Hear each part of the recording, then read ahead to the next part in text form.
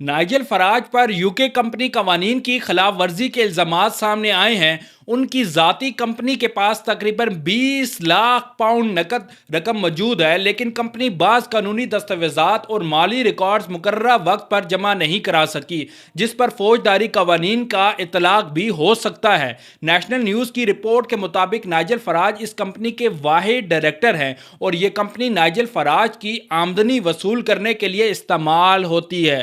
Companies house के मुताबिक फराज 25 मई तक अपनी कंपनी के कन्फर्मेशन स्टेटमेंट जमा नहीं करवा सके, जबकि वो कानून के मुताबिक अपनी शनाख्त की तस्दीक भी नहीं करवा सके। बरतानिया के कंपनी कवानीन के तहत सालाना दस्तावेजात सालाना डेडलाइन के बाद 14 दिन के अंदर जमा कराना ज़रूरी होता है और ऐसा ना करना फौजदारी जुर्म शुमार हो सकता है। इस सूरत में डायरेक्टर के खिलाफ कानूनी कार्रवाई की जा सकती है और कंपनी को रजिस्टर से भी खारिज किया जा सकता है। आखिरी फाइलिंग के मुताबिक 2025 में कंपनी के पास 1.9 मिलियन पाउंड नकद रकम मौजूद थी, जबकि कंपनी का मजमूई असासाजात की मालियत 1.7 मिलियन पाउंड बताई गई। ताहम अभी तक किसी अदालत ने नाइजल फराज को इन मामलात में कसूरवार करार नहीं ठहराया और ये मामला इस वक्त इल्ज़ामात और रिपोर्टेड दावों तक महदूद है, जबकि ये मामला ऐसे वक्त में सामने आया है